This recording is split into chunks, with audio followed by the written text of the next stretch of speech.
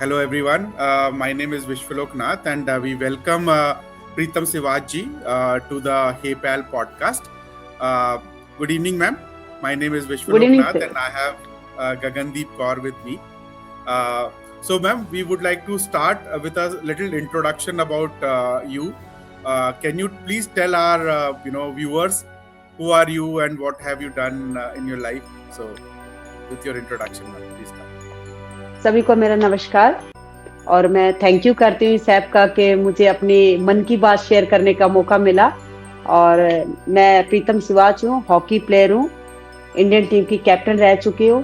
2002 में कॉमनवेल्थ में gold medallist हूँ और मैं 98 की अर्जुन अवार्डी हूँ और 2021 में मुझे द्रोणाचार्य पुरस्कार मिला और उसके बाद मुझे लाइफ टाइम अचीवमेंट्स का बीबीसी लंदन से अवार्ड मिला और हॉकी इंडिया का मुझे बेस्ट कोच का ग्रास रूट का अवार्ड मिला।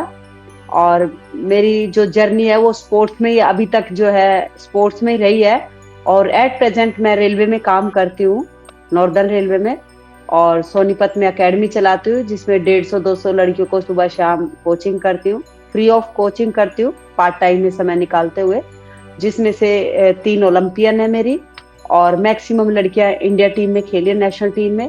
एट प्रेजेंट 5 लड़कियां अभी वर्ल्ड कप के लिए गई हैं और कम से कम 60 से 70 गर्ल्स गवर्नमेंट जॉब लग चुकी हैं और मैं और मेरे हस्बैंड वो ग्राउंड चलाते हैं हरियाणा के अंदर सोनीपत में। That's fantastic, ma'am. Thanks a lot for the lovely introduction. I think हमारे जो viewers हैं, they would be very very excited to listen to your point of view because Indian hockey team की captain से मुलाकात करना और उनके point of view जानना is a very rare thing. Ma'am, आपने इंडिया के लिए हॉकी खेली, कैप्टनसी की, मेडल्स जीते, अर्जुना अवार्ड जीता, राइट, कोच बनी, लेकिन अगर हॉकी की सारी अचीवमेंट्स को हटा दें तो प्रीतम सिवाच कौन है एज अ पर्सन? अगर हम आपके बारे में जानना चाहें तो हु इज प्रीतम सिवाच? अगर जो मैं हॉकी नहीं खेलती, स्पोर्ट्स नहीं करती, तो प्रीतम एक गांव की लड़की थी हरियाणा के अंदर, गुड़गांव के अंदर एक छोटा सा गांव था झाड़सा, उसके अंदर एक सिंपल लड़की थी। और हरियाणा के गांव के अंदर आप जानते हो वो लड़की क्या करती, 10th और 12th पास करती और घर के काम करती और अब कई बच्चों की माँ होती। तो एक प्रीतम ऐसी लड़की थी अगर जो स्पोर्ट्स नहीं करती तो। मैम एक बात बताएं, जैसे एक चैंपियन को हम बाहर से बहुत ही स्ट्रांग देखते हैं हमेशा, लेकिन आपको सबसे वल्नरेबल जो फेस था वो कौन सा रहा आपकी लाइफ में, एंड जब आपको खुद से ये कहना पड़ा कि मुझे अब और स्ट्रांग बनना पड़ेगा? मेरी लाइफ में सबसे ज्यादा डिफिकल्टी तब आई थी जब मैं बहुत अच्छे लेवल पे हॉकी खेलना मतलब खेल चुकी थी और ऐसा टाइम था कि मेरे को नेशनल टीम में जाना था और जब मेरे गांव के या मेरे घर वाले मेरे को मैरिज के लिए प्रेशराइज कर रहे थे। वो मेरा एक ऐसा समय था कि मेरे को और स्ट्रोंग होना है और फाइट करनी है, क्योंकि आज से 20-25 साल पहले आप जानते हो हरियाणा में, आज भी हरियाणा का आप जिक्र सुनते होंगे कि भाई लड़कियों की जल्दी शादी हो जाती है। तो शायद मेरे साथ भी ऐसा कुछ उस समय हो रहा था कि भाई इसकी शादी कर दो। एक वो दौर ऐसा था कि या तो मैं नेशनल टीम में खेलती या फिर मैं शादी कर लेती। उस टाइम मैंने अपने आप को बहुत स्ट्रोंग किया कि नहीं, मुझे फाइट करनी है, समाज से भी, पेरेंट्स से भी, घर वालों से, सभी से। तो वो दौर मेरे लिए ऐसा था जिसमें मैंने फाइट की और मैं शायद फाइट करके गई तो मैं आज नेशनल टीम की कैप्टन भी रह चुकी हूँ और एक अच्छी एकेडमी भी चला रही हूँ। मैम, आपने 1991 में इंटरनेशनल डेब्यू से लेकर 2008 तक इंडिया को रिप्रेजेंट किया। ये ऑलमोस्ट मैम 2 डेकेड का जर्नी है। तो जब आपने शुरू किया था, क्या कभी आपने इमेजिन किया कि आप इतना लंबा इंटरनेशनल करियर बनाएंगे? पहले सर मैं आपकी इस बात का जवाब देती हूँ कि मैं 2008 तक का मेरा लंबा कैरियर इसलिए हुआ था क्योंकि मैं बेटा होने के बाद कॉमनवेल्थ गेम खेली थी जिसमें हमारा गोल्ड आया था। बच्चे होने के बाद और शादी होने के बाद मेरा कैरियर जो है स्पोर्ट्स का बहुत रहा, इसलिए मेरा ज्यादा लंबा टाइम चला गया। दूसरा, 91 में जब मैंने स्टार्ट किया तो मैं बहुत अर्ली एज में ही नेशनल कैंप में आ चुकी थी, जब मेरी 9th क्लास थी और मैं नेशनल टीम के लिए कैंप के लिए सिलेक्ट हो गई थी, जिसमें मैंने आपको ये बताया कि मेरी शादी अर्ली एज में हो गई थी। तो वो समय जो है मेरा ऐसा था, तब मैं नेशनल कैंप में आई थी 91 में। मैम, कैप्टन ऑफ इंडिया बनना एक अपने आप में बहुत बड़ा ऑनर है, लेकिन उसके साथ प्रेशर भी उससे डबल आता है। सो 1998 एशियन गेम्स में जब इंडिया टीम की आप कैप्टन होने के टाइम पर आपको ये प्रेशर कैसे हैंडल मतलब करने की वो ताकत, और कैसे आपने वो प्रेशर हैंडल किया? काफी लंबे समय से हमारी विमेन्स हॉकी टीम का मेडल नहीं आ रहा था, जो कि हमने 98 में मेडल लिया, वो 13 साल के बाद आया था और मेरी कैप्टनशिप में आया था। और उसी टाइम मुझे अर्जुन अवार्ड मिला था। वो इसलिए हो पाया था क्योंकि एक हमारा बैच था, बहुत अच्छा बैच था सीनियर लड़कियों का। 4 से 5 लड़कियां हम मेन होते थे टीम के। हम लोगों के अंदर इतनी यूनिटी थी कि हमने सोचा था कि हम इतने साल के बाद जो हिंदुस्तान विमेन्स हॉकी टीम का जो सूखा पड़ा हुआ है वो मेडल में बदलेंगे। सबसे पहले हमारी टीम में कमिटमेंट थी। और रही प्रेशर की बात, प्रेशर तो एक कैप्टन पे या एक कोच पे बहुत ज्यादा होता है, क्योंकि आप देखते होंगे, आज भी मैच देखते होंगे तो आपको लगता है टीम गेम में कैप्टन और कोच की जिम्मेवारी बहुत होती है।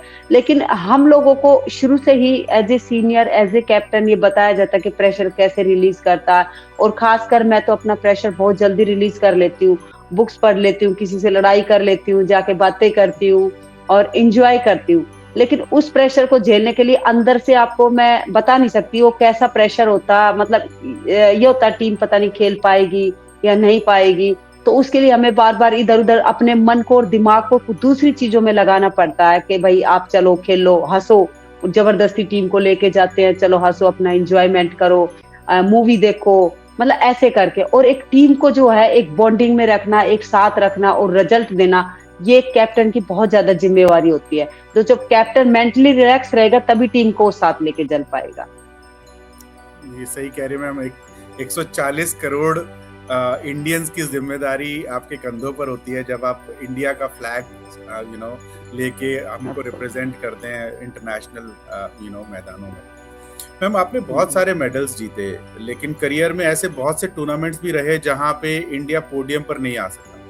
तो आपके लिए फेलियर्स का मतलब क्या है? मतलब लॉस या लर्निंग? क्योंकि इतना बड़ा जो इतना पूरा देश आपको देख रहा होता है, और उस टाइम अगर आई कैन अंडरस्टैंड कि आपके ऊपर प्रेशर भी बहुत रहता होगा, आपके ऊपर और आपकी पूरी टीम के ऊपर, पूरी टीम इंडिया पे बहुत प्रेशर रहता है। तो अगर हम कभी पोडियम फिनिश नहीं कर पाते, हम फाइनल्स में नहीं पहुंच पाते या मेडल्स नहीं ले पाते, तो उस टाइम उसका क्या मतलब है? उस लॉस को या उस लर्निंग को आप कैसे देखते हैं? देखो, वैसे तो हर टाइम लर्निंग होता है, लेकिन खिलाड़ी भी इतना स्ट्रोंग नहीं होता कि हर टाइम लर्निंग हो, उसको भी जीत अच्छी लगती है। लेकिन एक हार से हम जीत को सीखते हैं कि हमें आगे जीतना कैसे, अपनी कमियां देखते हैं, क्या कमी हमारी रही है भाई जो हम हार गए। मैं आपको एक किस्सा बताती हूँ। हमारे साथ आपने चक दे इंडिया मूवी देखी है, वो शायद विमेन्स हमारे ऊपर ही बनी थी। हम लोग एक बार ओलंपिक क्वालिफाइंग के लिए जा रहे थे, जिसमें हमारी विमेन्स टीम को जो है हम बस में जा रहे थे और गेट पे से वापस बुला लिया गया था कि सिर्फ मेन को भेजेंगे, विमेन्स को नहीं भेजेंगे तो क्वालिफाइंग के लिए, क्योंकि विमेन्स इतना अच्छा नहीं खेल पाती। तो हम लोग को बड़ा दुख हुआ। उसके बाद हम लोग का ओलंपिक क्वालिफाइंग दोबारा जब हुआ तो उन्होंने हमारी टीम को भेजा, और हमारी टीम जब वहां गई तो हम क्वालिफाई नहीं कर पाए। और जो वो हार हमारे लिए थी, उस हार को हमें ये नहीं पता लग रहा था कि हमें यार लर्निंग टाइम है या हमारा लॉस टाइम है। वो इतना ज्यादा दुख हम लोग को हो रहा था, लेकिन हम 2-3 घंटे तक रोते रहे। मतलब 3-4 लड़कियां जो हम बहुत, मतलब आगे फ्यूचर था हमारा, बहुत रोए हम लोग, बहुत दुखी हुए। फिर हम तीनों चारों ने बैठ के कमिटमेंट की कि कोई बात नहीं यार, हम नेक्स्ट टाइम जरूर क्वालिफाई करें, हम इसके लिए खूब काम करेंगे। तो हमने लगा कि हमारा वो लर्निंग टाइम था। और जब हमने कमिटमेंट की तो मैंने बताया था, इससे पहले आपको जिक्र किया था कि हम 3-4 लड़कियां थे, वही 3-4 लड़कियां हम कंटिन्यू खेलते रहे और हमने 98 में फिर वो मेडल दिया। तो आप उसको लर्निंग उससे लेंगे तो ज्यादा बेटर रहेगा, अगर जो लूज में देखेंगे तो फिर आपको बहुत लॉस होगा। मैम, आपने वो चक दे मूवी की बात करी, तो मैं ये ये जरूर जानना चाहूंगा जो आपने कहा कि वुमेन टीम को नहीं भेजा गया और बस से वापस बुला लिया गया नॉल। उस मूवी में एक सीन था कि एक्चुअली में ये जब ये डिसाइड हो रहा होता है और ये होता है कि नहीं मेंस टीम को भेजेंगे और वुमेन्स को नहीं भेजेंगे, तो उस मूवी में मेंस टीम और वुमेन्स टीम का एक्चुअली में एक मैच होता है। तो रियलिटी में ऐसा मैच हुआ था मैम? नहीं, रियलिटी में मैच नहीं हुआ, लेकिन कुछ चीजें बहुत सारी थी जो हम लोग के साथ ऐसी हुई थी कि अच्छा हमारी जो सेक्रेटरी थी वो ऐसे करती थी जैसे उसमें बिल्कुल दिखाया, और हमारा कोच भी ऐसे करता था जैसे उसमें कोच दिखाया है ना उस अच्छा टाइम। और हम लोग के साथ ऐसे पार्शलिटी होती थी, और हम रूम के लिए जैसे दिखाया है बिल्कुल सेम लड़ाई करते थे, कोच को गाली देते थे, क्या रूम बना दिए यार अच्छा कोच ने पार्टनर। और वो वहीं से स्टार्ट हुई थी एक्चुअली। वो जो जयदीप साहनी जो डायरेक्टर था फिल्म का, वो 2 हाँ महीने तक टीम के साथ ही रहा था वहाँ पे जब हमारा कैंप चला हुआ अच्छा था। अच्छा तो उस टाइम ओके प्लेयरों को ये नहीं पता था ये किस लिए आए हो आप, किसी को ये भी नहीं पता था डायरेक्टर ऐसे थे पागल कौन है बुक लेके बैठ जाता।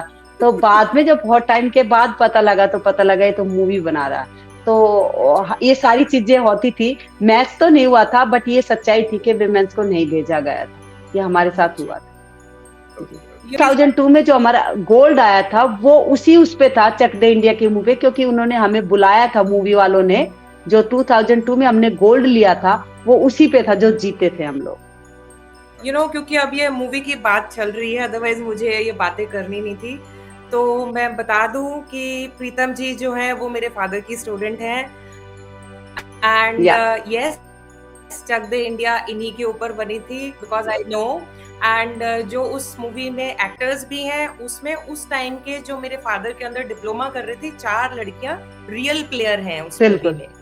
And yes, I yes, have been किमिया। प्रिविलेज्ड कि मैं मैम को भी जानती हूँ, रानी रामपाल मैम को भी जानती हूँ। मैं तो मतलब I was raised by them, so they are motivation या for me, and I am lucky कि मैं आज उनका इंटरव्यू कर पा रही हूँ। Thank you ma'am. So welcome. Yes, moving to next question, it is कि जो आज के एथलीट्स के लिए देखिए हमारे पास स्पोर्ट्स साइकोलॉजिस्ट हैं, मेंटल कंडीशनिंग कोच हैं, एंड परफॉर्मेंस एनहांसमेंट कोच हैं, जो कि बहुत कॉमन हो गया है। लेकिन आपके टाइम पे मेंटल हेल्थ और साइकोलॉजिकल सपोर्ट के लिए कितना इम्पोर्टेंस दिया जाता था और आप उसको कैसे कोप अप करते थे? हम लोग के टाइम पे इतनी फैसिलिटीज नहीं थी, आपने बिल्कुल सही बताया, ये सब चीजें नहीं थी। जैसे आज तो एक एक दो दो प्लेयर के लिए कोच होता है, एक एक साइकोलॉजिस्ट होता है, एक एक ट्रेनर होता है, और फिजियो भी कितने अच्छे होते हैं। हम लोग को इंजरी भी हो जाती थी, हम लोग को पता ही नहीं लगता था। बट फिर भी बहुत सारा हम लोग के कैंप पटियाला ज्यादा लगते थे, और पटियाला में स्पोर्ट्स साइंस का बहुत बड़ा हब है। जैसे कि आपके फादर भी है, तेजिंदर सर हमारे जो टीचर रहे हैं वो भी हैं। तो मतलब उस टाइम प्लेयर भी थोड़े एजुकेट कम रहते थे, जो सच्चाई थी। क्योंकि आज के टाइम में प्लेयर्स को मैं देखती हूँ खुद पर्सनल भी अपना कितना ध्यान रख सकते हैं, सब चीजें बहुत जरूरी है। और हम लोगों को जब मतलब साइकोलॉजिस्ट कभी आ भी जाते थे, एक दो बार हफ्ते में 1 या 2 हमें सेशन मिलते थे कि आप भाई साइकोलॉजिस्ट आए मेंटली रिलैक्स करना। तो सच बताऊं एज ए खिलाड़ी उस टाइम मुझे ऐसा लगता था ये क्या करने आ गए यार, टाइम वेस्ट करेंगे। सच्चाई है, क्योंकि हफ्ते में 1 दिन आना, माइंड को रिलैक्स करना, फिर हमारा पूरा हफ्ता ऐसे ही चलता था, तो उसको हम लोग फिर वैल्यू नहीं देते थे। लेकिन कभी कभी ऐसे लगता था जैसे जब वो आते हैं और हम ध्यान देते हैं, तो मेंटली ऐसा लगता था यार कितना रिलैक्स हो गए। हमें रोज मिलना चाहिए, ये डेली मिलना चाहिए, लेकिन हम लोग को डेली नहीं मिल पाता था, क्योंकि एक ही साइकोलॉजिस्ट होता था, वो हफ्ते में 1 ही बार बारी आती थी हम लोगों की। तो अगर जो एक अच्छा स्पोर्ट्समैन बना तो उसकी स्पोर्ट्स में साइकोलॉजिस्ट, फिजियोलॉजिस्ट सभी का बहुत अहम मतलब योगदान है, अगर एक रिजल्ट अच्छा लेना तो। और हमारे टाइम ये चीजें नहीं थी, शायद हो सकता उस टाइम भी होती तो और कुछ हम बेहतर कर पाते। मैम आपने जो बात बोली, आई थिंक मेरे को ये लग रहा है कि हमने अपनी कंपनी स्टार्ट करने में काफी टाइम लगा दिया, बिकॉज हम ये पहल पे you will get a lot of psychologist जिनसे बात करी जा सकती है, बिकॉज साइकोलॉजिस्ट का अदरवाइज नॉर्मल पब्लिक के लिए एक्सेस बहुत लिमिटेड है। लोग जो है साइकोलॉजिस्ट के पास जाने से थोड़ा घबराते भी हैं, बिकॉज लोगों को लगता है मेंटल वेलनेस की अगर बात करेंगे तो क्या क्या ही बात होगी, एंड लोग उनको गलत तरीके से देखेंगे। बट ये पहल पे आपके पास काफी सारे साइकोलॉजिस्ट हैं, आप उनसे बिना अपनी आइडेंटिटी रिवील करे आप साइकोलॉजिस्ट से बात कर सकते हैं।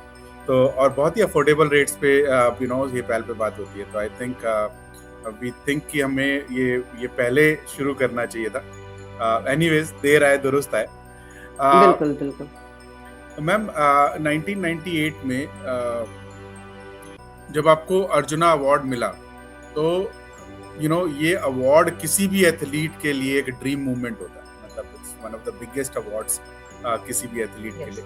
तो जब आपको पता चला कि आपको अर्जुना अवार्ड मिल रहा है, तो सबसे पहले कौन सा वो पर्सन था जो आपको याद आया? किस बंदे को, किस इंसान को आपने सबसे पहले याद किया और उनको ये इंफॉर्मेशन दी कि हाँ, आपको अर्जुना अवार्ड मिल रहा है? सबसे पहले तो 13 साल तक विमेंस हॉकी में किसी को अर्जुन अवार्ड नहीं मिला था। मैं बहुत लकी हूँ कि 13 साल के बाद मुझे मिला। 86 के बाद किसी को नहीं मिला था, प्रेम माया को मिला था, बहुत सीनियर प्लेयर है।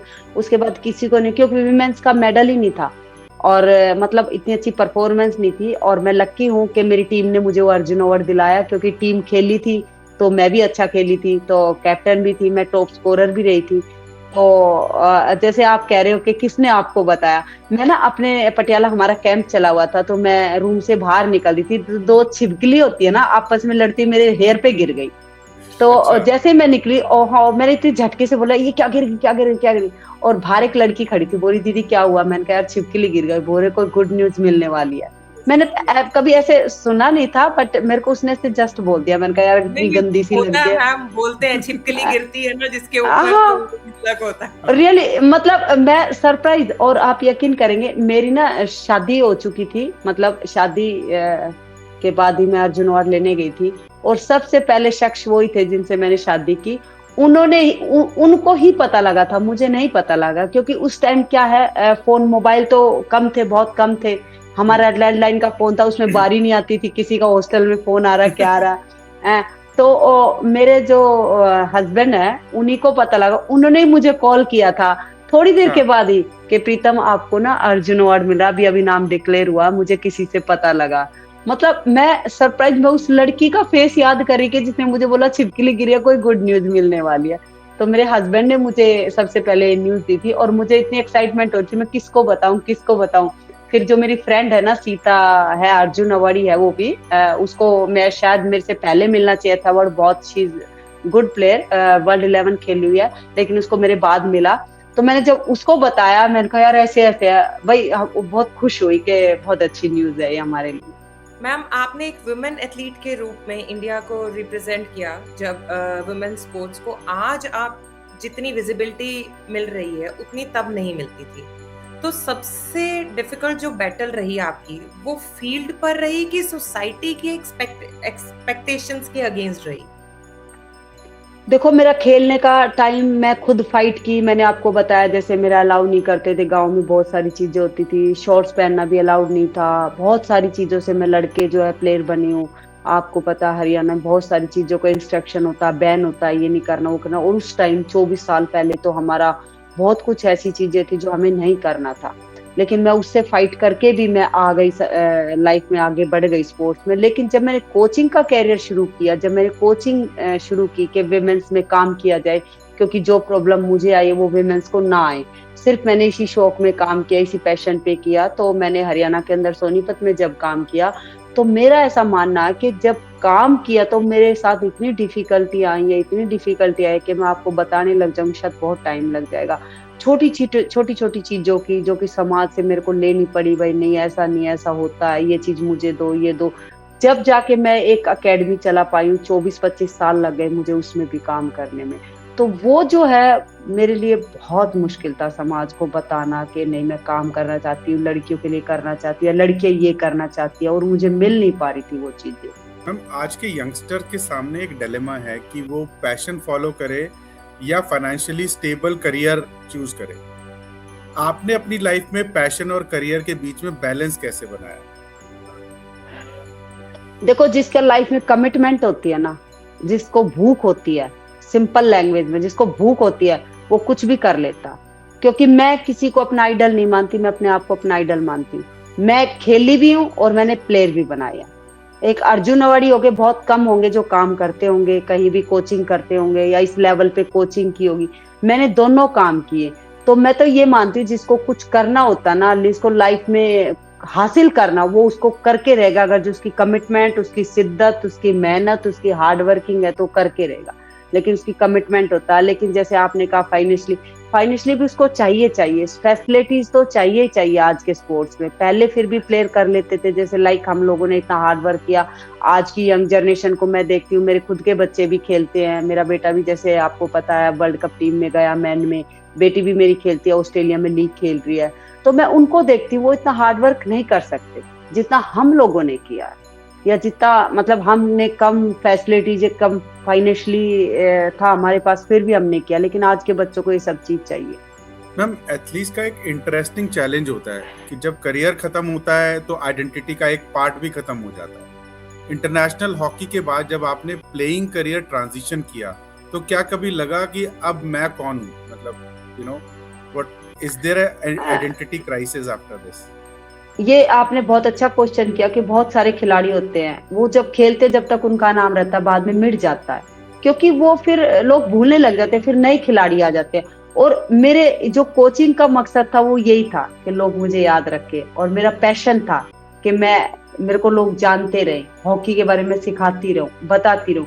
अगर जो मैं आज कोच नहीं होती तो मैं एक अर्जुन अवार्ड लेके या एक वो लेके एक रेलवे में ऑफिस में काम कर रही होती, कहीं भी क्लर्क होती, और ऑफिस में रिफंड दे रही होती सबकी टिकटों का कैंसिल करा के। तो एक आम लड़की होती। totally understand, ma'am. But that's great. Ma'am, एक प्लेयर से कोच बनना कितना डिफिकल्ट ट्रांजिशन था? क्या एक great player automatically great coach बन सकता है? आपने बहुत अच्छा क्वेश्चन किया। एक ग्रेट प्लेयर एक ग्रेट कोच बन सकता अगर जो उसकी अच्छी कोचिंग करने की सोच हो तो। लेकिन एक अच्छा खिलाड़ी कोच नहीं बनना चाहता, क्योंकि वो अपनी लाइफ में इतना हार्ड वर्क कर चुका होता, वो कहता भाई नहीं, मैं कोचिंग नहीं करूंगा। और ये सच्चाई है। उसमें से 10 में से 1 है हम जैसे जो करना चाहेंगे।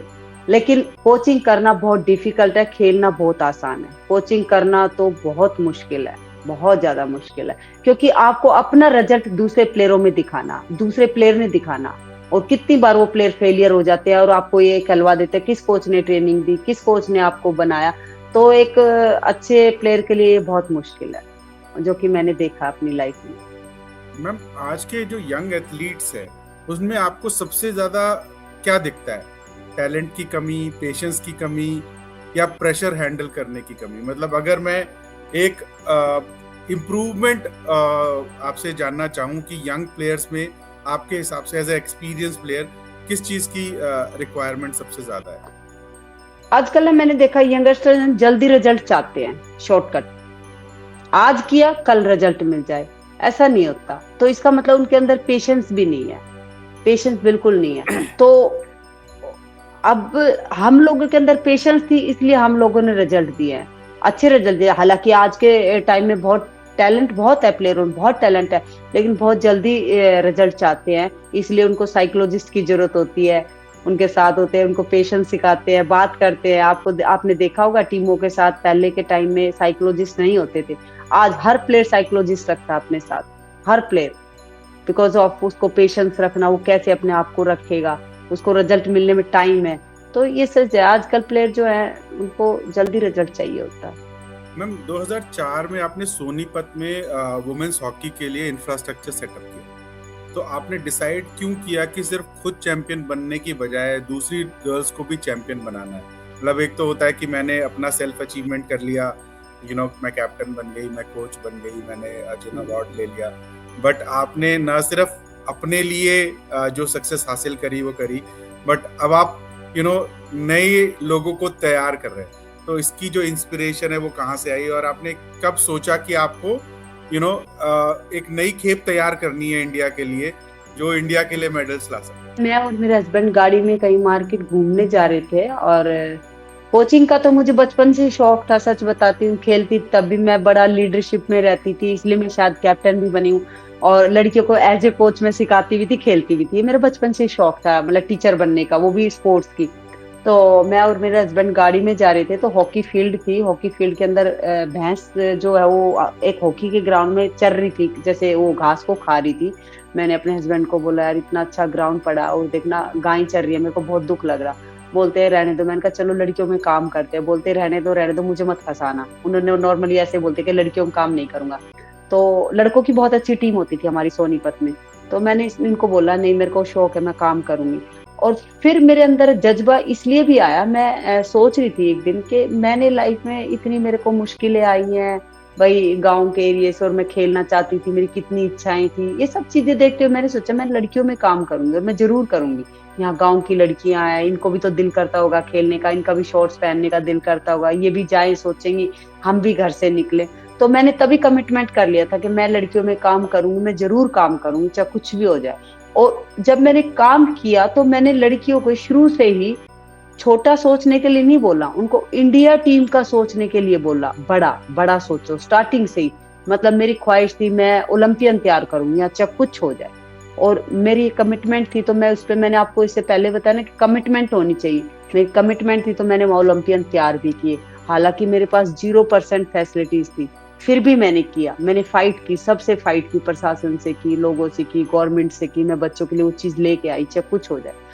तो मैंने एक काम किया कि भाई लड़कियों को सुविधाएं मिलनी चाहिए जो नहीं मिलती समाज में, और खासकर हरियाणा जैसे शहर में, कि भाई लड़कियों को बाहर निकाला, उनके घर से लेके आई, उनको हॉकी खिलाया, उनको जब जॉब दिलवाई, अब उनको, अब पूरे शहर में सब खुश रहते हैं, इतनी लड़कियां खेलती हैं, चारों साइड में सोनीपत में हॉकी हॉकी हॉकी हॉकी लड़कियां ही दिखती हैं, तो मुझे बहुत अच्छा लगा। एक 14-15 साल की लड़की एक हॉकी प्लेयर आपके सामने आए और बोले कि मेरे पेरेंट्स चाहते हैं कि मैं सिर्फ पढ़ाई करूं या घर का काम करूं, चूल्हा चौका करूं, बिकॉज जैसे आपने बताया कि जिस आपने हरियाणा में एकेडमी अपनी खोली है, तो अगर आप हॉकी प्लेयर नहीं होती तो शायद आप घर के काम करती, बिल्कुल अर्ली एज में आपकी शादी हो जाती है, ऑल दैट। तो अगर आज एक 14-15 साल की लड़की आपके पास आए और बोले कि मेरे पेरेंट्स चाहते हैं कि मैं पढ़ाई करूं और टाइम पे शादी कर लूं एंड ऑल ऑफ दैट, और पर मैं हॉकी प्लेयर बनना चाहती हूँ, तो आप उसको क्या कहेंगे और उनके पेरेंट्स को क्या कहेंगे? मैं तो सबसे पहले ग्राउंड में जो भी बच्चा आता है मैं उनको पहले बोलती हूँ, पहले पढ़ाई, सेकंड नंबर पे खेल। ये मैं सबसे पहले, हमारा क्वेश्चन होता है, क्योंकि मेरे को लाइफ में ऐसा लगा कि पढ़ाई के बिना कुछ नहीं है। आपकी पढ़ाई है तो आपके पास सब कुछ है, आप स्पोर्ट्स भी अच्छा कर सकते हो, लेकिन लोग खेल को पहले रखते हैं, सबका अपना अपना है। मैंने भी सफर किया, मेरी एजुकेशन बहुत अच्छी नहीं थी, हो सकता मुझे कोई गाइड करने वाला मिलता तो मैं पढ़ाई में भी बहुत अच्छी होती। तो मैंने अपने ग्राउंड में पहले कमिटमेंट रखी कि पढ़ाई पहले खेल बाद में। अगर ऐसी कोई मेरे पास लड़की आती तो मैं उसको जरूर बोलती कि आप पढ़ाई करो और खेल को अपने जीवन में बिल्कुल अहम भूमिका मत दो, आप इंटरटेनमेंट के लिए खेलो, अपना शौक पूरा करो। अगर जो उसको खेलते खेलते वो अच्छी प्लेयर हो जाती है तो बहुत अच्छी बात है, नहीं तो उसकी पढ़ाई तो साथ में चल ही रही है। और उनके घर वालों को भी बोलती कि खेलना जीवन में खिलाड़ी बनना नहीं है, खेलना जीवन में इंटरटेनमेंट करना। स्पोर्ट्स हम सबको करना चाहिए और आज के जमाने में तो जरूर करना चाहिए। आप शरीर से ठीक रहते हो, आपका सेल्फ कॉन्फिडेंस अच्छा रहता है, आप खाते पीते अच्छे हैं, तो स्पोर्ट्स तो हमारे जीवन में आपको भी करना चाहिए। सभी पड़ोस में भी सबको गाइड करो कि सबको स्पोर्ट्स करना चाहिए, और पेरेंट्स को भी ये बोलते हैं कि बच्चों को खिलाओ, सबको खेलना चाहिए। मैम, अगर हम स्पोर्ट्स की बात करें तो आज स्पोर्ट्स सिर्फ क्रिकेट और हॉकी नहीं है, राइट? ई स्पोर्ट्स भी गेमिंग, मतलब ई स्पोर्ट्स भी एक स्पोर्ट है। जो गेमिंग को जब हम कॉम्पिटिटिव लेवल पे खेलते हैं तो वो ई स्पोर्ट्स है। एशियन गेम्स में आ चुका है, इनफैक्ट अभी ओलंपिक्स की उसकी बात चल रही है, राइट? तो आप ई स्पोर्ट्स को कैसे देखते हैं, मतलब as a sports, as a gaming event, as a career opportunity? Because आजकल के जो बच्चे हैं वो बहुत सारा इस तरीके की गेम्स खेल रहे हैं, जो पबजी और फ्री फायर और इन सब की बात हो रही है, पर ऑब्वियसली ओलंपिक्स में और जो एशियन गेम्स में उसमें डिफरेंट गेम्स हैं जो ई स्पोर्ट्स में आए हैं, जो इन मेडल स्पोर्ट्स में आ रहे हैं, और इन गेम्स को खेल के भी बच्चे अपने देश के लिए मेडल्स ला सकते हैं। तो आप ई स्पोर्ट्स को कैसे देखती हैं एज अ करियर अपॉर्चुनिटी और एज अ गेमिंग इवेंट? देखो, स्पोर्ट्स तो था पसीना निकालने वाला खेल, सच्चाई तो ये है, ठीक है। बाकी ई स्पोर्ट्स को आप कहते हो, देखो कैरियर बनाने के लिए भी अच्छा है, बहुत सारी चीजें, हमें इससे फायदा भी बहुत है, भाई देश का मेडल आ रहा है, मेडल की टैली बढ़ रही है हमारी, ये सब चीजें ठीक है। लेकिन फिर भी कहीं ना कहीं स्पोर्ट्स तो है जो जिसमें हार्ड वर्किंग होती है, मेहनत होती है, फाइट होती है। ये ठीक है, निकाल दिया भाई आपको ई स्पोर्ट्स, आपका कैरियर अच्छा बन जाएगा, फाइनेंशियली आपको पैसा मिल जाएगा, लेकिन इसका साइड इफेक्ट भी बहुत हो रहा है, जो मैं मतलब एज ए स्पोर्ट्स मैं सोचती हूँ। नहीं, that I understand ma'am. But जैसे आपने एक बात बोली, मैं थोड़ा सा इधर हल्का सा डिफर करूंगा, हाँ हाँ क्योंकि I have been a business head of gaming and E O sports, और मैंने या फ्री फायर को इंडिया में मैं लेकर आया, और मैंने ई स्पोर्ट्स प्रीमियर लीग भी बनाया, और एक वर्ल्ड ई स्पोर्ट्स कप भी किया जिसमें इंडिया, पाकिस्तान और नेपाल की टीम्स ने खेला। तो मैम जैसे स्पोर्ट्स जो है खाली पसीने निकालने का गेम नहीं है, मतलब ऑब्वियसली हॉकी और क्रिकेट तो ऐसे गेम्स हैं, बट अगर हम चेस की बात करें तो उसमें चेस में कोई दिमाग का पसीना गेम नहीं है, निकलता है, राइट, वो पूरा दिमाग का ब्रेन का, गेम है, राइट, और उसमें भी बिल्कुल मेडल आता है, उसमें भी विश्वनाथन आनंदन और all of that, we all respect the chess players also, right. या तो उसी राइट तरीके से मैम जो नए जमाने का जो गेम है वो ई स्पोर्ट्स है, जिसमें बच्चे होता आगे है आ रहे हैं। इनफैक्ट अभी हमने एक ई स्पोर्ट्स प्लेयर का भी इंटरव्यू किया, और in fact there is another player जो एशियन गेम्स में मेडल लेकर आए हैं, उनके साथ हमारा इंटरव्यू होने वाला है, पॉडकास्ट होने वाला है, जो ई स्पोर्ट्स में हमारे लिए मेडल लेकर आए हैं। तो ओह गुड गुड गुड नए जमाने में I think e sports is one of the big things, because मैं हमेशा ये बात कहता था और अभी भी कहता हूँ कि अभी जैसे क्रिकेट इतना बड़ा इसलिए है क्योंकि हमने बचपन में क्रिकेट खेला है, तो हमें पता है खेला कि एक ओवर में 6 बॉल होती है, एलबीडब्ल्यू क्या होता है, वाइड बॉल क्या होती है, नो बॉल क्या होती हाँ है, चौका इजी है, छक्का क्या होता बिल्कुल है। बिल्कुल तो इसलिए आज हम वो क्रिकेट अगर खेल नहीं पा रहे तो हम देखते हैं, देख पा रहे हैं, क्योंकि समझ आ रही है आपको, समझ आ रहे हैं समझ आ आपको, रही राइट, समझ आ रहा है। समझ तो आ रही उसकी है वजह ये से क्या हो रहा है कि अब क्योंकि इतने सारे लोग क्रिकेट देख रहे हैं, तो उसमें इतने ब्रॉडकास्टिंग राइट्स करोड़ों में बिक रहे हैं, उसमें इतने सारे हाँ बिल्कुल एडवर्टाइजर्स बिल्कुल आ गए, स्पॉन्सर्स आ गए, और खूब पैसा उस गेम में है। आ रहा है वैसे ही हॉकी में गेम में पैसा है, वैसे ही अब काफी सारे और गेम्स हैं जिसके ऊपर हाँ बात चल रही है। हाँ तो अगर कबड्डी लाइक कबड्डी रेसलिंग है, हाँ जैसे जी इनमें भी आ कबड्डी, गया Premier Kabaddi League and all of that. तो वैसे ही ई स्पोर्ट्स की अगर बात करें तो जो यंग बच्चे हैं, जो जनरेशन हमारी जेन जी और जेन अल्फा है, वो इन गेम्स को खेल रही है, तो उनको इन गेम्स के रूल्स मालूम है। तो जब वो बड़े हो जाएंगे और उनकी जेब में पैसा होगा, तो शायद वो ये गेम ना भी खेल रहे हो तो वो इन गेम्स को देखना चाहेंगे लोगों को खेलते हुए, और क्योंकि उनको समझ आ रही है। हाँ जी, तो ई स्पोर्ट्स वर्ल्ड कप होता है मैम रियाद में, उसका प्राइस पूल ही 500 करोड़ से ऊपर का है। तो हाँ जी, आप उसको सर्च कीजिएगा, आपको मिलेगा।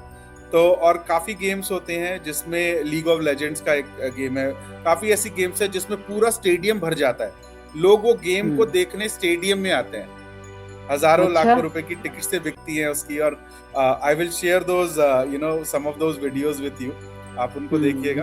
आई थिंक वो एक और पर्सपेक्टिव है, और क्योंकि अब वो एशियन गेम्स में आ गया है, ओलंपिक्स में भी उसकी बात चल रही है ई स्पोर्ट्स को लाने की, तो अगर वो ओलंपिक्स में आ जाता है तो उसमें भी मेडल टैली में अगर हमारे बच्चे नेचुरली मेडल आएंगे तो मेडल तो काउंट होगा ही, देखो। हाँ बिल्कुल काउंट होगा, तो that is what it is. नहीं चलो अच्छा, actually I am so sorry, e sports का मुझे इतना एक्सपीरियंस नहीं था, जैसे चेस है लाइक 2-4 गेम्स का हमें पता, क्योंकि आपको पता हम लोग बहुत सिंपल जीने वाले लोग हैं, है ना, हम 19 के लोग हैं तो आपने अच्छा मेरे को कुछ नॉलेज दी है, और मैं इसको जरूर देखूंगी, और आई होप भाई आगे जो ये स्पोर्ट्स भी हमारा आगे चलता रहे। हाँ जी मैम, आज के जो एथलीट्स हैं उन पे सिर्फ परफॉर्मेंस का प्रेशर नहीं होता, इंस्टाग्राम के कमेंट्स, ट्रोलिंग, कंपैरिजन और पब्लिक जजमेंट भी होता है, राइट। आजकल ट्रोलिंग तो इतनी ज्यादा हो रही है कि पहले भी प्लेयर्स हमारे खेलते थे, बट इतना ज्यादा इंटरेक्शन नहीं होता था, मतलब उन्होंने खेला, लोगों ने अगर बात भी करनी है तो मतलब कोई न्यूज चैनल ने अगर किसी से रिएक्शन ले लिया तो ले लिया, बट अब तो लोग प्लेयर्स के पर्सनल इंस्टाग्राम हैंडल्स पे जाके, उनके फेसबुक अकाउंट पे जाके, उनके एक्स अकाउंट पे जाके कमेंट करते हैं, उनको ट्रोल करते हैं, राइट, और उनको उनके बारे में बोलते हैं कि आपने ये अच्छा नहीं किया, वो अच्छा नहीं किया, एंड ऑल ऑफ दैट सब बता देते हैं। तो बिल्कुल हाँ जी, तो आप जो यंग एथलीट्स को जो जो क्रिटिसिज्म और ट्रोलिंग है, उसको फाइट करने के लिए, उसको mentally it's a very strong thing, क्योंकि इतने सारे लोग अगर आपको ट्रोल कर रहे हैं, मतलब अगर आप मेडल जीत के लाए तो ऑब्वियसली आपकी खूब तारीफ भी होगी, बहुत लोग आपको अप्रिशिएट करेंगे, बट अगर भगवान ना करे आप नहीं जीत पा रहे या मेडल नहीं आ पाया, तो बहुत सारे लोग होंगे जो ट्रोल करेंगे और वो पर्सनल अटैक करने लगते हैं। तो वो पहले जमाने में इतना नहीं होता था जितना आज के जमाने में होता है। तो since you are also a coach, आप एक एकेडमी भी चला रहे हैं, आप यंग बच्चों को ट्रेन कर रहे हैं, तो इसके लिए उनको मेंटली आप कैसे प्रिपेयर करते हैं कि बस अगर आपको ऐसी ट्रोलिंग हो भी रही है तो आपको उस पर ध्यान नहीं देना है और कैसे आपको मूव ऑन करना है और अपने गेम पे ध्यान देना है, बिकॉज ये आपके लिए आज की डेट में सबसे बड़ा चैलेंज है। आप बिल्कुल सही कह रहे हो, हमारे साथ होता रहता है ये सब चीजें। सबसे पहले तो मैं जैसे एकेडमी का ही बताती हूँ। मैं स्टार्टिंग में छोटे बच्चे होते हैं जब हमारे, या अभी एकेडमी में भी होते हैं, तो मैं कंपटीशन के टाइम सबसे पहले उनका फोन जमा करवा देती हूँ। मतलब एज ए कोच मैं छोटे लेवल की बात कर रही हूँ, बड़े लेवल पे चीजें पॉसिबल नहीं होती, नेशनल टीम में पॉसिबल नहीं होती, बट अकेडमियों में जहाँ छोटे लेवल पे हम काम करते हैं, क्योंकि मुझे पता है बच्चा ज्यादा सोशल मीडिया पे रहेगा, मैच का देखेगा, जिसका भी देखेगा। सेकंड ये कि जब नेशनल टीम जब खेलती है तो उनकी डेली शाम को मीटिंग होती है, हर डेली मॉर्निंग इवनिंग में मीटिंग होती है। तो एज ए कोच, जैसे हम लोगों को भी हमारा कोच बोलता था, उस टाइम सोशल मीडिया तो नहीं थी, लेकिन फिर भी कोच ये बोलता था बाहर की आपने ध्यान नहीं देना, बाहर के लोगों की नहीं सुननी है, ये सब लोग बोलते रहते, क्रिटिसाइज करते हैं, जीत जाते तो शाबाशी दे देते, हार जाएंगे तो क्रिटिसाइज करेंगे, ये सब चीजें कोच बताता रहता है। जैसे कि टीम में और भी स्टाफ होते हैं, हमारे साथ सपोर्टिंग स्टाफ होता है, तो डेली शाम को जब मीटिंग होती है तो मोटिवेट करते रहते हैं प्लेयर्स को। तो वे चीजें कहीं ना कहीं हमारे काम आती थी। और आज के टाइम में तो आपको मैंने पहले भी बताया, टीमों के साथ, प्लेयरों के साथ इतना स्टाफ होता है, तो मुझे नहीं लगता एक स्पोर्ट्स पर्सन को इन चीजों का ज्यादा इफेक्ट पड़ता होगा। कोई एक आधा होता है जिसको पड़ता भी होगा, लेकिन वो निकल जाता है इन चीजों से, क्योंकि एक स्पोर्ट्स पर्सन बहुत स्ट्रांग होता है, वो ज्यादा इन चीजों पे ध्यान नहीं देता, मुझे क्यों बोल रहा है, क्या बोल रहा है, ये सब चीजें, क्योंकि उसको अपने रिजल्ट का पड़ा होता है। हार भी जाता तब भी इतना ज्यादा नहीं मानता। एक अच्छा स्पोर्ट्समैन तो इन चीजों से बड़ा इजीली निकल जाता है, जो स्टाफ होता है उसको निकाल लेता है। अच्छा, तो आपको लगता है कि इस तरीके की अगर चीजें हो रही हैं तो उनको मेंटली स्ट्रांग करने के लिए किसी साइकोलॉजिस्ट या थेरेपिस्ट से भी बात करने की जरूरत होती है? बिल्कुल होती है। मैंने बताया ना आपको, टीम के साथ हमारा बहुत सारा स्टाफ होता है आजकल, जैसे देखती हूँ साइकोलॉजिस्ट तो होता ही टीम के साथ। अभी भी जो वर्ल्ड कप में टीम गई है, अभी मेन वीमेन हमारी दोनों गई है, उनके साथ भी गए हुए हैं, क्योंकि आजकल साइकोलॉजिस्ट को तो लेके ही जाते हैं। मैच के टाइम में प्रेशर होता है या जो भी होता है, बात करते हैं डेली। इधर हमारे पास साई में भी सेंटर है मेरा अकेडमी का, वहाँ भी हमें एक साइकोलॉजिस्ट मिली हुई है, सुबह शाम बच्चों क्लास लेती है। हार जाते हैं जब मुझे लगता है मैडम क्लास लो इनकी, तो वो निकाल लेते हैं उनको उससे, और उसकी बहुत जरूरत पड़ती है, साइकोलॉजिस्ट की बहुत जरूरत पड़ती है। कई बार हम लोगों को पड़ती है, सच बताए तो ऐसा लगता है टीम हार रही है, ऐसा लगता है फेलियर कोच हो रहे हैं। मतलब फिर मैं खुद जाती हूँ उनके पास, मतलब दिन में कभी कभी टाइम लेके, मैंने कहा मैं आ रही हूँ यार। कई बार वो हमें बर्फ वगैरह देती है हाथ में, ऐसे कैच करो, क्लोज करो, तो बड़ा अच्छा लगता है, मोटिवेट करती है। तो मतलब रियली मतलब बहुत अच्छा लगता है, बहुत अच्छा लगता है। मैम, अभी हम एक रैपिड फायर राउंड करेंगे, जिसमें मैं आपको एक वर्ड बोलूंगा और आपको उसके उस वर्ड को सुनने के बाद जो पहला थॉट आ रहा है, मतलब आपको टाइम नहीं लेना, ठीक है, जो पहला थॉट आ रहा है आपको एकदम से बोल देना, ठीक है? हॉकी। मेरे husband. Captaincy. Me. Failure. Winning. Success. Hard working. Pressure. Release. Family. Love. India. My देश। Love. Arjuna award. Highest sports coaching. Passion. Sonipat. My home town. And one word for Pritam Sivaj. I love me. That's Okay. Ma'am, अपने career के किसी एक ऐसे moment में वापस जा सकती हूँ जब प्रेशर सबसे ज्यादा था, तो क्या आप अपने यंगर सेल्फ को कुछ अलग कहना चाहेंगे? मैं अगर यंगर उसमें जाना चाहूंगी तो मैं अपने कॉमनवेल्थ के उस ड्रीम में जाना चाहूंगी, जो इतना प्रेशर था। इंग्लैंड के होम टाउन में हमारा फाइनल मैच होने जा रहा था, उन्हीं की टीम से था। और हमारे ऊपर बहुत प्रेशर था और बहुत अच्छी टीम थी, और हमने वो प्रेशर रिलीज किया और उसके होम ग्राउंड में इंग्लैंड टीम को हराया। और हमारे स्पोर्ट्स मिनिस्टर ने एक बात बोली थी कि हमारी बेटी हमारा कोहिनूर वापस लेके आ गई। खेपैल में एक चीज हम बार बार देखते हैं कि कभी कभी इंसान को सॉल्यूशन से पहले सिर्फ किसी ऐसे पर्सन की जरूरत होती है जो बिना जज किए उसकी बात को सुने और उसको समझे।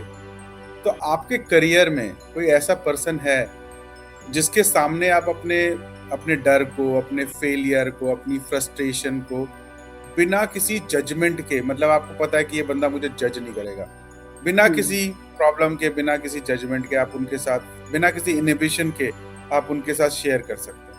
अगर ऐसा है तो वो कौन है वो पर्सन? देखो, और सबकी लाइफ में मैं ऐसा सोचती हूँ, मेरी फ्रेंड है जो मेरी रूम पार्टनर भी, जैसे मैंने बताया सीता मेहता, जो अर्जुनवाड़ी सीता गोसाई नाम सर्च करेंगे, मतलब वो मेरी रूम पार्टनर, मेरे बिल्कुल बेड के साथ भी मैं हर बात को शेयर करती हूँ। आज तक भी मैं दिन में जब ऑफिस जाती हूँ तो उसके पास जाके एक कप चाय पी के आती हूँ। मन की सारी सुबह की जो हस्बैंड से बात हुई, सास से मेरी जो बात हुई, बच्चों से होती है, उससे शेयर करके आती हूँ, वो मुझसे करती है।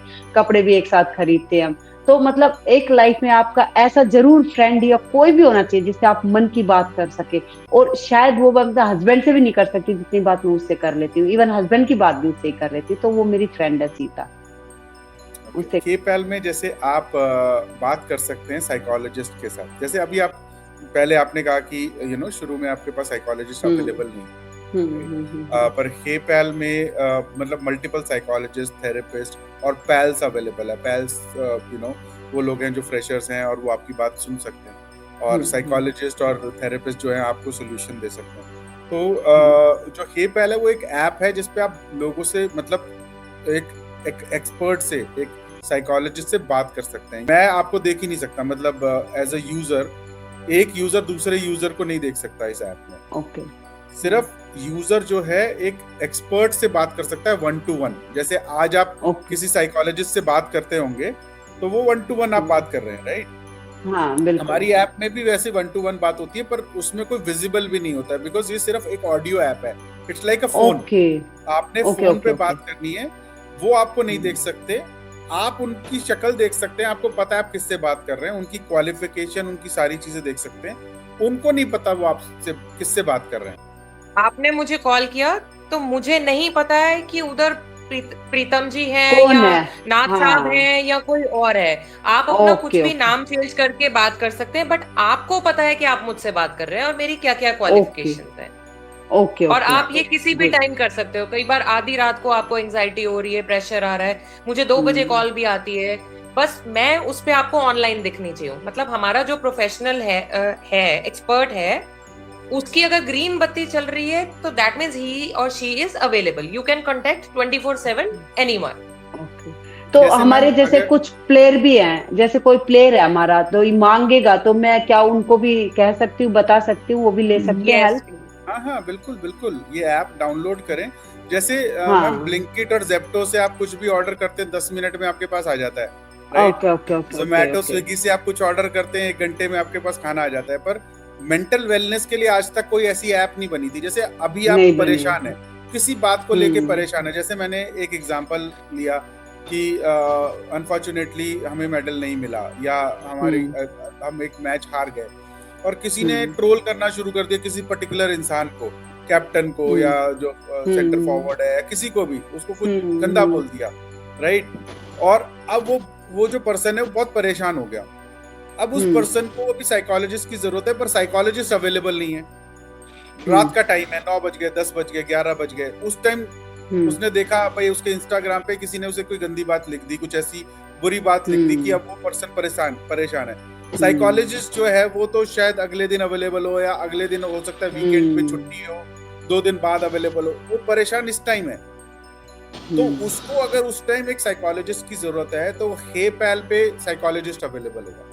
उनके पास वो ऐप होनी चाहिए, उसमें उनको दिख जाएगा कि ये 10, 15, 20, 25 साइकोलॉजिस्ट अवेलेबल हैं। किसी भी साइकोलॉजिस्ट को फोन कर सकते हैं जो भी अवेलेबल हैं। जैसे कि गगनदीप जी ने बोला कि उनके आगे ग्रीन लाइट जली हुई है, तो इसका मतलब वो अवेलेबल है। उनको फोन करेंगे, वो उसका फोन उठाएंगे, उनको से अपना नाम बताने की जरूरत नहीं, उनको पता भी नहीं चलेगा। जो भी उन्होंने नाम लिखा होगा ABCD 1 2 3, जो भी लिखा होगा वही दिखेगा, पर उनको ठीक पता है है। कि वो कौन से साइकोलॉजिस्ट से बात कर रहे हैं, उनकी क्या क्वालिफिकेशन है, क्या एक्सपीरियंस है, क्या एक्सपर्टीज एरिया है। उनसे फिर ओके। वो अपनी मन की बात कर सकते हैं, और जो साइकोलॉजिस्ट हैं फिर उनको सजेशन दे सकते हैं, एक प्रोफेशनली उनको हैंडल करके उस सिचुएशन से बाहर निकाल सकते हैं। तो ये ऐप है मैम हमारा। बहुत अच्छा है तो यार, एंड बड़े मैम अच्छा लगा मुझे सुन के। हाँ, तो अगर एंड इस मैम तरीके इसमें की, हाँ जी, इसमें बोलिए बोलिए। एक्सपर्ट का नंबर भी पर्सनल नंबर नहीं जाता है, लाइक जो मेरा पर्सनल नंबर है वो भी आपके तक वो नहीं नहीं आएगा, जाएगा। ऐप के थ्रू ही बात होगी। यस, दैट इज द बहुत ब्यूटीफुल बढ़िया। थिंग। एंड मुझे कुछ बताना भी है कि ऑलरेडी हमारे बच्चे स्पोर्ट्स के जो छोटी जगहों से हैं हमें कॉल करते हैं, मुझे तो आ रही हैं कॉल्स, बाकियों का मुझे पता नहीं है। एंड मैम आप महावीर सर को जानते होंगे, Mahavir Rana, he is hmm. A thrower, और वो भी हम्म। हमारे साथ, हम उनके साथ पॉडकास्ट कर चुके हैं। उनकी काजल डॉटर है जो कि she is hmm. A very good athlete, sprints दौड़ती है, उनका भी हमने हम्म। पॉडकास्ट किया है। तो यस, हमारे पास महावीर सर की एज के लोग और काजल की एज के बच्चे ऑलरेडी कांटेक्ट कर रहे हैं। नहीं यार, मुझे भी बहुत जरूरत थी इसकी, क्योंकि मेरे बहुत सारे स्टूडेंट है जो परेशानी आते हैं, जैसे आप बता रहे हो। मेरी खुद की बेटी भी है, वो खेलती है, कई बार मेरे से बोलती है मम्मी एंजाइटी हो रही है, ये हो रही है। तो मुझे बड़ा अच्छा लगा ये सुन के, भाई आप लोग ऐसा ये इस टाइप का मतलब आपकी ऐप है जो इससे हेल्प मिल सकती है। तो वेरी गुड। Thank you. तो मैम सो अगर इंडिया को इंडिया को कोई यंग एथलीट, स्टूडेंट या प्रोफेशनल आज रात आपको सुन रहा हो और उसे हम्म। लग रहा हो कि वो अपने करियर में फेल हो रहा है, तो हम्म। आप उसको एक सेंटेंस में अगर आपको उसे एक सजेशन देना है तो आप उसे क्या बोलना चाहेंगे? मैं उसको यही बोलना चाहूंगी कि पीछे मत देखो, आगे देखो। पीछे नहीं देखना, आगे देखो, वो फेल नहीं होगा। ओके मैम, अगर आपको अपनी पूरी लाइफ की जर्नी को सिर्फ एक ही सेंटेंस में डिफाइन करना हो तो आप क्या कहेंगे? Winning is hard working. Winning is hard working. Okay ma'am, so thanks a lot for your time ma'am. आपके साथ बात करके बहुत अच्छा लगा, और आई थिंक हमने जो ऐप बनाया है शायद आपके काम आएगा, टीम नहीं, मेरे इंडिया के बहुत काम काम आएगा रियली। आएगा। मतलब मैं नेशनल टीम में, मेरे स्टूडेंट खेल रहे हैं, अभी वर्ल्ड कप में गए हैं 5 स्टूडेंट मेरा खुद का बेटा भी बॉयज टीम में वर्ल्ड कप के लिए गया। और हाँ जी, मेरी एकेडमी में भी, मतलब जैसे नेशनल टीम में बच्चे, बहुत बार ऐसा होता है जो आपने बताया, एंजाइटी होती है, परेशान होते, रात को नींद नहीं आती, मैच के कारण भी नहीं आती। कई बार मैं डांट देती हूँ, प्रेशर ले लेते हैं। तो मेरे लिए तो बहुत जरूरी है, और ये तो बड़ी यस। अच्छी बात है यार, मुझे खुद भी एक प्लेटफॉर्म मिल गया है आप लोग की हेल्प के लिए। भाई मुझे एकेडमी चलाती हूँ तो मुझे तो बहुत जरूरत पड़ेगी ना। तो more over thank you ma'am, so because much. आपने मेंशन किया है बार बार कि आप हरियाणा से हैं, तो घर का प्रेशर भी बहुत होता है लड़कियों के ऊपर। और मैं तभी बोल रही हूँ, कई उनको तो बार मेंटली भी कई बार घर वालों को भी काउंसलिंग की जरूरत होती है, बिकॉज हमारे पास जरूरत इतने होती बड़े है। बड़े मोटिवेशनल पीपल हैं, उनको भी वो देख के अगर नहीं करने दे रहे तो ये हमारे लिए बहुत सैड बात है। बहुत, बिल्कुल बिल्कुल नहीं, बहुत बहुत अच्छा लगा मुझे सच में आप लोगों से भी। मैं तो सोचती थी पता नहीं ये इंटरव्यू करते रहते हैं शायद यही है, लेकिन मेरे को आप लोगों से बहुत हेल्प चाहिएगी रियली। मतलब बहुत अच्छा लगा, वी है आर ना। Always there. इसी इसी बहाने मैम थैंक यू। अगले मेडल्स में हमारा भी कंट्रीब्यूशन हो जाएगा। पक्का पक्का, बिल्कुल बिल्कुल। जी ये ठीक है। हमारी जो ऐप है, एंड्रॉयड और आईओएस, एप्पल और एंड्रॉयड दोनों फोन्स पे अवेलेबल है। आप उसको ठीक डाउनलोड है। कर सकते हैं, और आप बात कर सकते हैं किसी भी साइकोलॉजिस्ट से, थेरेपिस्ट से, जब भी ठीक है। आपका मन करे। और टीम इंडिया में जिसको भी ज़रूरत हो, वो प्लीज़ वो हमारी ऐप यूज़ कर सकते हैं, और कभी any time anywhere they can talk to expert like a psychologist और अ थेरेपिस्ट और अ पैल, तो उनसे बात कर ठीक सकते है। हैं। और थैंक यू। आपसे बात करके बहुत अच्छा लगा मैम। आप you are a thank you. Inspiration to all of us ma'am. आप ना थैंक सिर्फ यू सो हमारे लिए मच। मेडल लेकर आई, आपने अर्जुन अवार्ड जीता, आप कोच हैं टीम इंडिया के, और अब आप एकेडमी चला रहे हैं, और आप हमारे लिए नए सेट ऑफ प्लेयर्स खड़े कर रहे हैं जो इंडिया के लिए मेडल्स लेकर आए मैम। Thanks a lot. मतलब I am obliged, thank you sir. I think मैं अपनी तरफ से और जितने भी हमारे व्यूअर्स हैं उनकी तरफ से आपको धन्यवाद देना चाहूँगा। और आप ऐसे ही मतलब सेहतमंद रहें, हम सबका ऐसे ही देश के लिए आगे काम करते रहे और अच्छे अच्छे प्लेयर्स हमारे को देते रहे ताकि देश आगे बढ़े। थैंक यू वेरी ठीक है, much. Thank you sir, thank you sir, thank you Gagan, bye Thank you so much. Bye. Bye.